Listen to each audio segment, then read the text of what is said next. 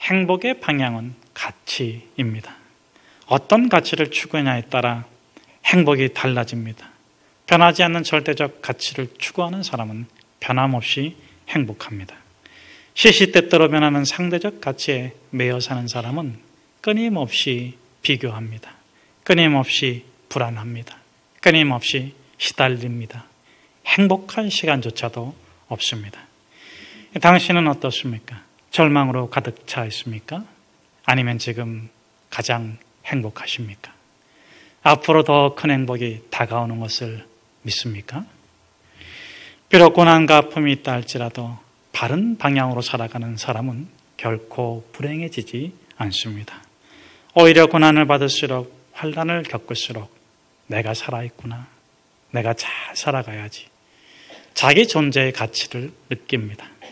자기 존재의 가치를 느낄수록 더욱 창조주 하나님을 믿는 믿음으로 살고자 합니다.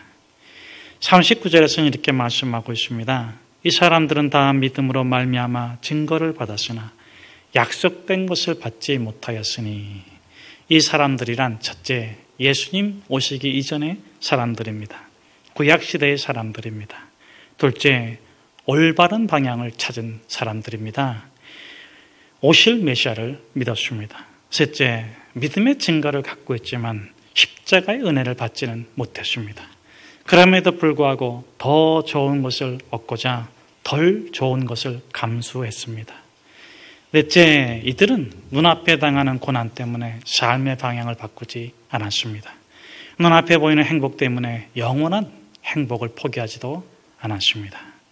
이들은 믿음으로 사자들의 입을 막기도 하며 불의 세력을 멸하기도 하며 칼날을 피하기도 하며 연약한 가운데 강하게 되기도 하며 전쟁에 용감하게 되어 이방인들을 물리치기도 하며 더 좋은 부활을 얻고자 하여 심한 고문을 받되 구차히 풀려나기를 원치 아니하며 조롱과 채찍질과 결박과 옥에 갇히는 시련도 받았으며 돌로 치는 것과 톱으로 켜는 것과 칼로 죽임을 당하고 양과 염소의 가죽을 입고 유리하며 궁핍과 환난과 학대를 받았으니, 그러나 거침없이 담대히 의와 진리와 거룩으로 세상을 이겨 산 믿음의 사람들입니다. 한때 고난을 받았다고, 한때 시련을 겪었다고, 한때 환난을 당했다고 해서 불행할까요? 절대적 가치를 추구하고 누리는 사람은 상황과 관계없이 행복합니다. 보십시오. 사도 바울은 죽음 앞에서조차도 이렇게 선포합니다. 내가 달려갈 길을 마치고 믿음을 지켰으니 이제 후르는 의의 멸류관이 나를 위하여 예비되었으므로 나에게만 아니라 하나님의 나라를 사모하는 모든 자들에게니라. 사망아, 너의 쏘는 것이 어디 있느냐? 사망아, 너의 권세가 어디 있느냐? 나는 오직 우리 주 예수 그리스도로 말미암아 승리하리라. 우리 39절에서 12장 3절까지 말씀을 같이 한번 함께 읽겠습니다. 이 사람들은 다 믿음으로 말미암아 증거를 받았으나 약속된 것을 받지 못하였으니, 이는 하나님이 우리를 위하여 더 좋은 것을 예비하셨은즉 우리가 아니면 그들로 온전함을 이루지 못하게 하려 하심이라. 이러므로 우리에게 구름같이 둘러싼 허다한 증인들이 있으니 모든 무거운 것과 얽매기 쉬운 죄를 벗어버리고 인내로서 우리 앞에 당한 경주를 하며 믿음의 주여 온전케 하신 예수를 바라보자. 그는 그 앞에 있는 기쁨을 위하여 십자가를 참으사 부끄러움을 개의치 아니하시더니 하나님 보좌 우편에 앉으셨느니라. 너희가 피곤하여 낙심하지 않기 위하여 죄인들이 같이 자기에게 고약한 일을 참으신 일을 생각하라. 히브리 서신이 쓰여질 당시 그리스도인들은 환난과 핍박을 받았습니다.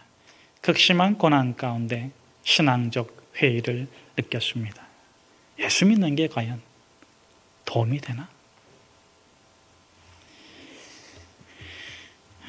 신앙생활 한다는 것이 짐스럽습니다. 힘이 듭니다. 그런데 이처럼 신앙생활을 힘들게 하는 요인이 외적인 것보다는 내적인 것에 더 많이 있었습니다.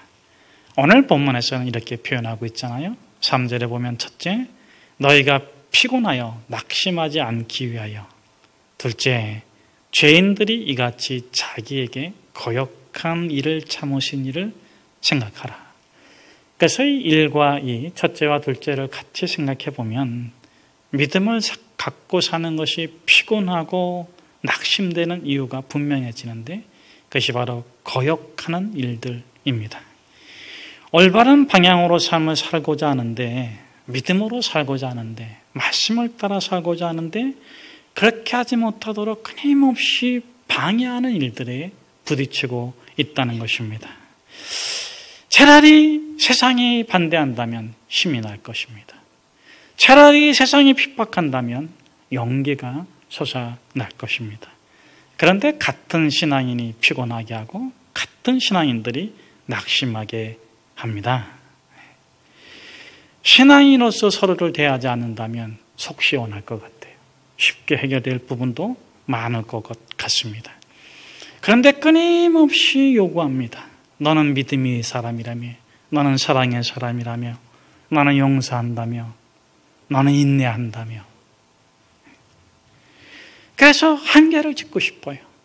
마치 베드로가 예수님에게 물어본 것처럼 7번이면 되겠습니까?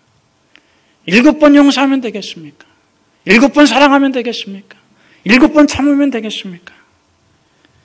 우리도 한계가 있는 사람인데 어떻게 한없이 용서하고 한없이 사랑하고 한없이 믿어줄 수 있단 말입니까? 자, 여기에 대한 오늘 본문의 메시지는 무엇입니까? 더 나은 삶을 포기하지 마십시오. 더 나은 삶을 포기하지 마십시오. 당신의 노력을 포기하십시오. 당신의 의지를 포기하십시오. 그렇다면 의지를 포기하고 노력을 포기하고 무능하고 무의미하고 가치없이 당하는 삶을 살라고 하는 것인가요? 그렇지 않습니다. 오늘 본문은 이렇게 우리에게 말씀하고 있습니다. 더 나은 삶을 위하여 예수 그리스도를 바라보십시오. 믿음의 죄여 온전케 하시니 예수를 받아보십시오. 사랑하는 여러분, 왜 예수님께서 고난을 받았습니까? 고난은 사실은 죄의 결과예요. 죄가 없다면 고난도 없습니다. 그런데 예수님은 죄가 없으신데 우리와 똑같은 몸으로 오셔서 우리의 육신의 고난을 받으셨어요.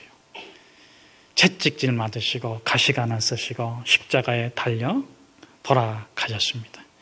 그렇게 십자가로 갈 때 제자들이 말리잖아요. 가지 마십시오. 안 됩니다.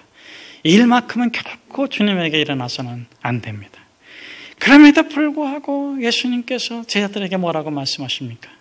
너희가 다 떠나갈지라도 나는 이 길을 가야 한다. 십자가의 길을 포기하지 않았어요. 왜 그렇습니까? 예수님의 목적은 상대적 행복이 아닙니다. 절대적 행복입니다. 상대적 축복이 아닙니다. 절대적 축복입니다. 그 절대적인 축복, 절대적인 행복을 위하여 죄의 문제를 해결하시고자 십자가에 가신 것입니다. 이 십자가에서 죽으시고 부활하신, 우리의 모든 죄를 용서하신 이 예수 그리스도의 십자가 사건을 믿으십니까? 이 진리를 믿으십니까? 그렇다면 십자가를 바라보십시오. 십자가를 묵상하십시오. 예수 그리스도께서 십자가에서 그 고난과 아픔과 질고를 겪으시면서 그 땀방울이 핏방울 되기까지 기도하시면서 그 모든 거역하는 일들과 방해하는 일들과 괴롭게 하는 일들과 낙심하게 하는 일들과 힘들게 하는 일들과 고통스럽게 하는 일들을 참으시면서 십자가에 달리신 그 예수 그리스도를 바라봅시다. 여러분, 예수 그리스도를 바라볼 때 어떤 일이 일어날까요? 부활의 영광이 보입니다. 예수 그리스도를 바라볼 때 마음에 무거운 것과 얽매이기 쉬운 것들이 풀어집니다. 이러므로 우리에게 구름같이 둘러싼 허다한 증인들이 있으니 모든 무거운 것과 얽매이기 쉬운 죄를 벗어버리고, 여러분에게서 모든 무거운 것과 얽매이기 쉬운 죄는 광의적 의미가 있고 협의적 의미가 있는데, 광의적 의미는 여러분들이 생각해 보시면 될 것 같고, 협의적 의미는 본문 문맥에 관계된 것인데, 그것은 무엇입니까? 끊임없이 믿음으로 살고자, 끊임없이 말씀으로 살고자, 끊임없이 소망으로 살고자 할 적에 걸기적거리고 부딪히고 오해가 일어나고 그런 일들입니다. 그렇게 우리를 힘들게 하고 어렵게 하는 그러한 것들. 그런데 그것을 가만히 살펴보면 우리 마음속에서 우리를 지치게 하는 것들인데, 예수 그리스도의 십자가를 가만히 바라보시면 그런 마음의 무거운 것들이 풀어지는 줄로 믿습니다. 인내로서 믿음의 경주를 하고픈 마음이 마음속에서 일어나요.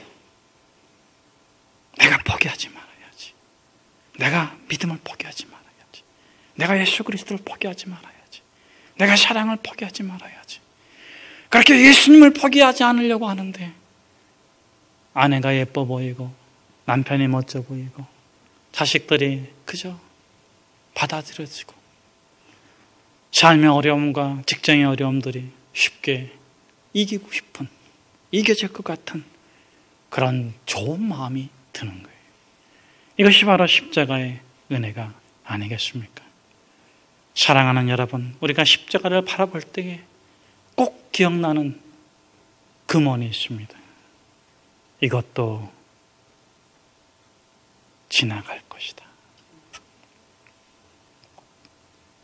이것도 지나갈 것이다. 하나님의 영광만이 영원할 것이다. 우리 4절에서 9절까지 말씀을 같이 한번 함께 읽겠습니다. 너희가 죄와 싸우되 아직 피 흘리기까지는 대항하지 아니하고, 또 아들들의 권하는 것 같이 너에게 권면하신 말씀도 잊었도다. 일러스되 내 아들이 주의 징계하심을 경히 여기지 말며 그에게 꾸지람을 받을 때 낙심하지 말라. 주께서 그 사랑하시는 자를 징계하시고 그가 받아들이는 아들마다 채찍질 하심이라 하였으니, 너희가 참음은 징계를 받기 위함이라. 하나님의 아들과 같이 너희를 대우하시나니 어찌 아버지가 징계하지 않는 아들이 있으리요. 징계는 다 받는 것이거늘 너희에게 없으면 사생자여 친아들이 아니니라.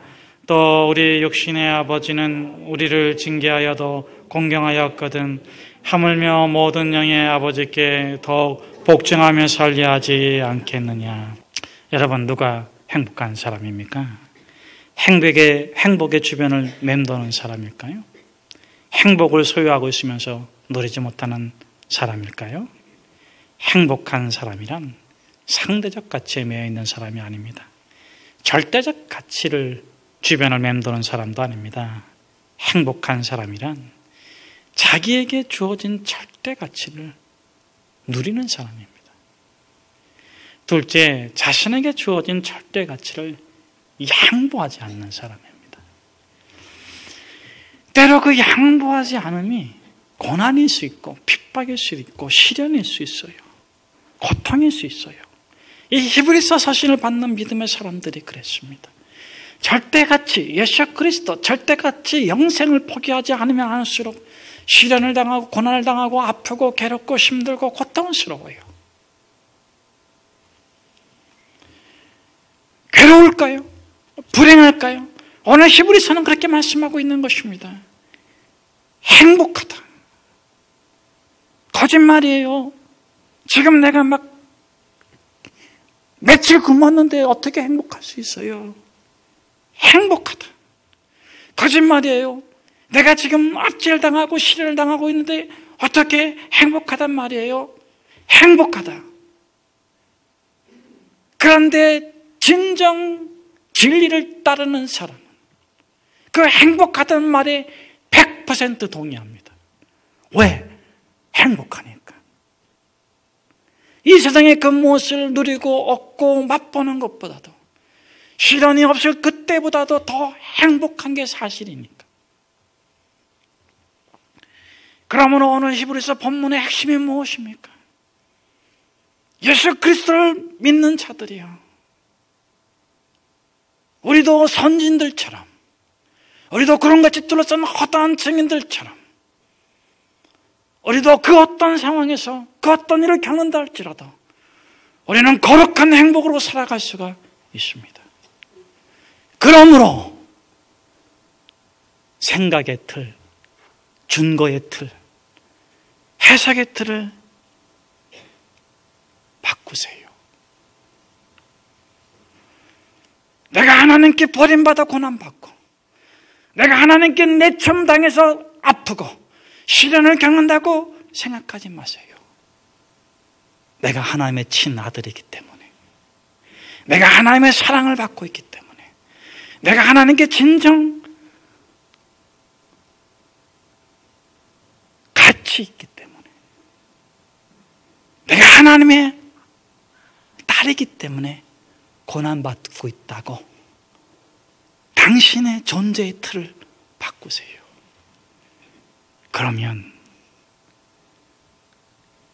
행복한 길로 갈 수 있습니다. 여러분, 전문적인 용어로는 준거의 틀을 바꾸라, 상식적인 용어로는 해석의 틀을 바꾸라 하는 것입니다. 쉽게 표현한다면 예수님과 같은 안경을 씁시다. 예수님이 파란색 안경 쓰고 있으면 우리도 파란색 안경을 쓰면 돼요. 예수님이 빨간색 안경을 쓰고 있으면 빨간색 안경을 쓰고 있으면 돼요. 그리고 예수님께서 바라보시는 그대로 바라보고 예수님의 생각대로 생각해보면 신비하게도 고난과 아픔과 괴로움들이 쉽고 가볍고 견딜만하고 행복의 조건들로 바뀌는 것을 보게 됩니다. 구약에 보면 이 히브리서 기자와 비슷한 시대의 여건의, 시대는 다르지만 여건의 사람들이 나와요. 그 사람들이 누구냐면 이 사사기 시대 사람들이에요.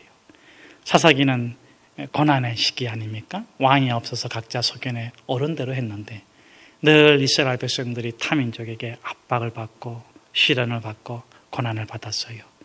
그 중에 대표적인 사람 기드온은 300명 용사로다가 미디안 군대를 무찌른 것으로 우리에게 잘 알려졌는데, 여러분 그것이 어떻게 가능하다고 생각합니까?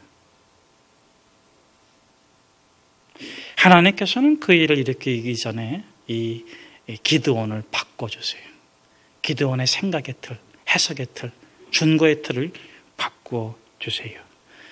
여러분, 기드온이 미디안 사람들이 두려워가지고 포도즙 틀에서 밀을 타작했다 이렇게 표현하고 있어요. 밀은 밖에서 타작을 해야 되는데 이 미디안 사람들이 밀 타작하는 것을 보고 빼앗아 갈까봐 광야에 들어와가지고 포도즙 틀에다가 밀을 타작하고 있어요. 그때 여호와의 사자가 나타나서 뭐라고 말합니까?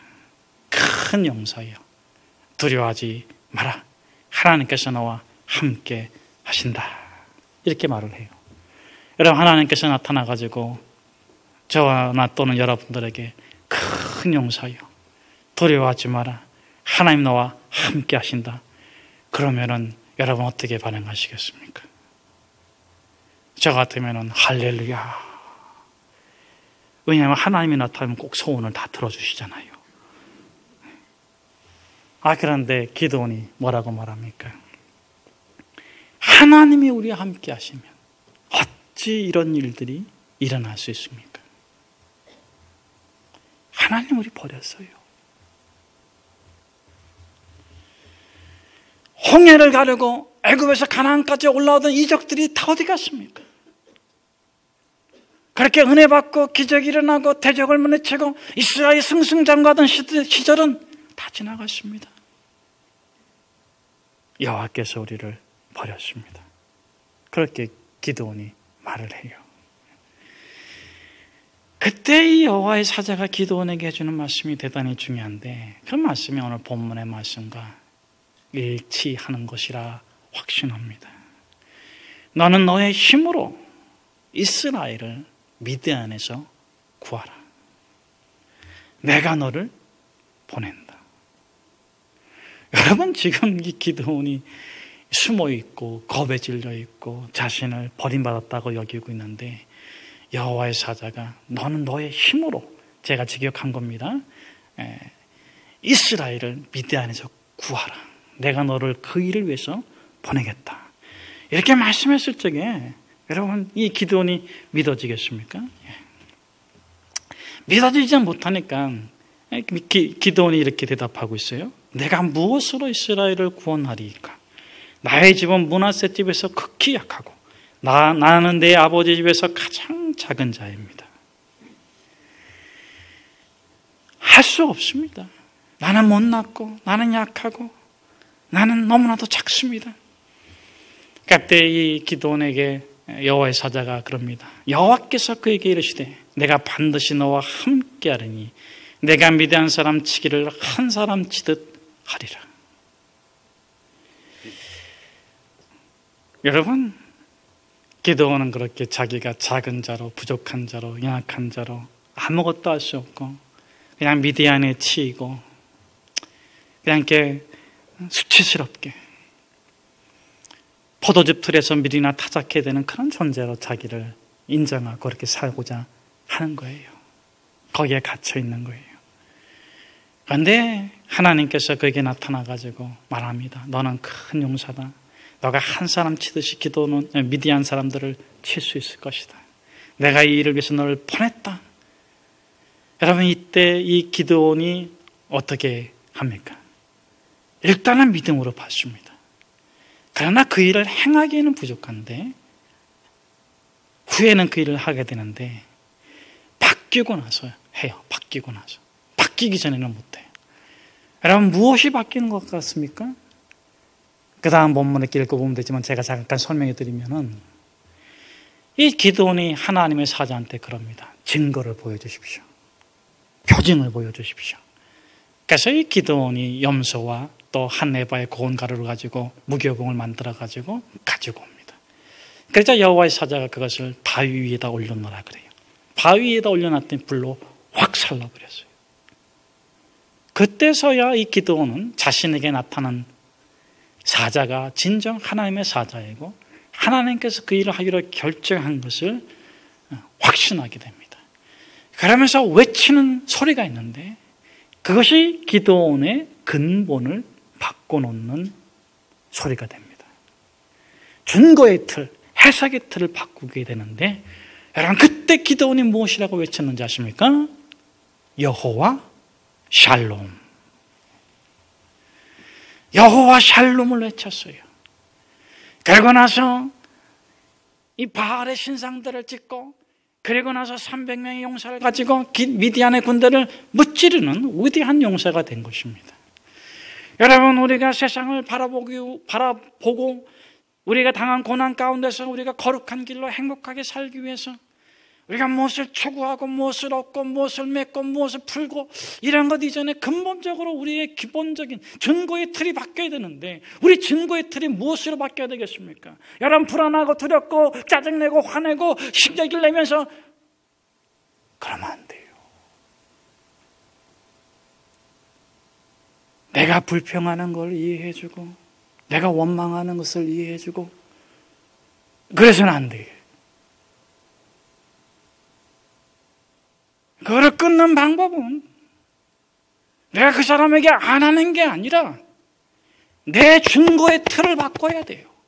불안과 염려와 두려움과 걱정과 근심과 괴로움과 한숨을 쉬고 있는 이 마음의 중심을 바꿔야 돼요.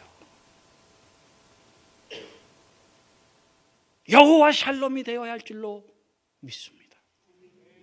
여러분, 오늘 히브리서는 그렇게 말씀하고 있는 것입니다. 당신의 영혼이 여호와 샬롬이 될 때까지, 당신의 정신이 여호와의 샬롬이 될 때까지, 당신의 마음의 중심이 여호와의 샬롬이 될 때까지 십자가를 바라보십시오.